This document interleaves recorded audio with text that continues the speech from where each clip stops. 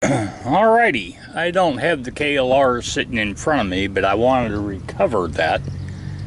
The 2009 KLR that was always junk. Well, it was headaches. Okay?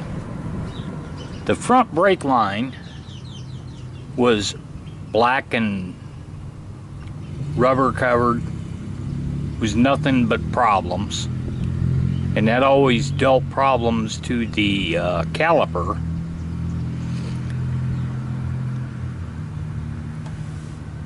You had the KLR doohickey inside that Kawasaki would never fix it correctly, so you had to buy it from somebody else to solve with it. The rear brake was the same one, had the black rubber going back to it, and it always sucked, and it always had caliper problems. Then we'll go to there's a thing underneath the clutch adjustment or safety switch that always failed. So I'd have to take those wires, cut the switch off, and I'd join them with, the two wires with a crimp thing. MuzzleMike fixed it correctly. Same thing with this goddamn kickstand. There was a thing underneath that when you kick it up here, that would engage it. But one of these had broke, and then when you kick it up, it still wouldn't do it.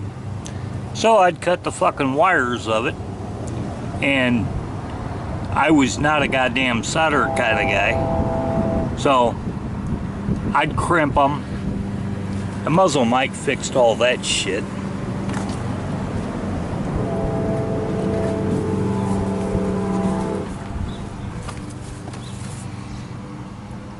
Then I went to I had to go to the super light sprockets.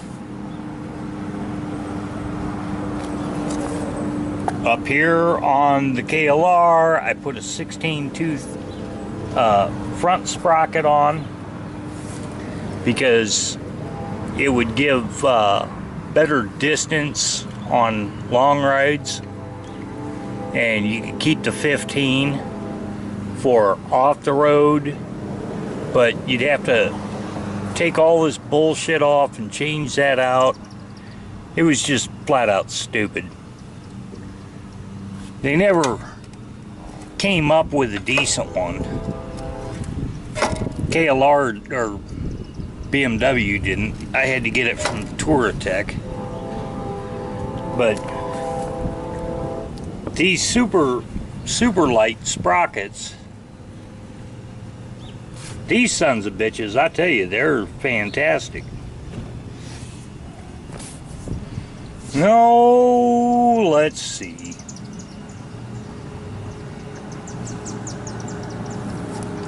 KLR didn't have the idea of how much the rear brake fucking fluid was, and it was just a flat out pain in the ass. I rather call it a headache. So the next video on my BMW, I will go into my nightmare with this son of a bitch. But the KLR was always just a headache, and I paid attention to everything on one of the internet discussions, that told me how to fix all this stuff even before it had a problem. But I tell you what, that KLR doohickey, son of a bitch. They originally changed the fence, or the spring, into one that was one of those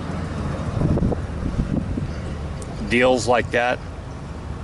But the one guy came out with the circular, and I had my buddy that had the shit to do that, did that KLR doohickey, and we put that in. We had to drill a hole for that circular spring to punch into one spot.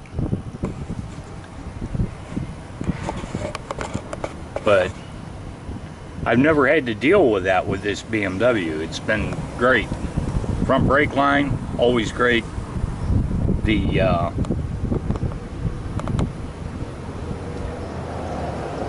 Brembo's, I can't remember what the fuck they're called. Those calipers always work great. KLR, Kawasaki, always work like shit. That one there too, along with that front one. These things have never had a problem. And with that, the clear one that's stainless steel support inside the rubber ring or the plastic, 2012, those are factory goddamn brake lines. 2009, I ended up having to replace both of those over to the clear ones, and MuzzleMike's never had to deal with that shit again. But he still continues fighting those goddamn calipers, front and rear, on that KLR from a 2009.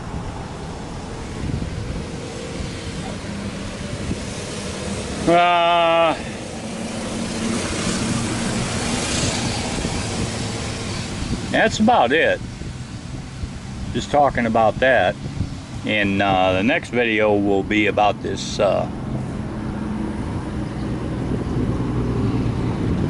big MW that I don't know if I'll ever get happy with this son of a bitch. I'm real cautioned about giving it to who, because of the bullshit you have to go through. But yeah, super light sprockets, I'm telling you right now. That was the first thing I did with the BMW also, because they were so great. And I changed that chain to the fuck, I can't even remember what they're called. X-links in the chain. So, alrighty. NT8 on the porch. You're updated. 2009 Kawasaki KLR 650. We'll talk to you later.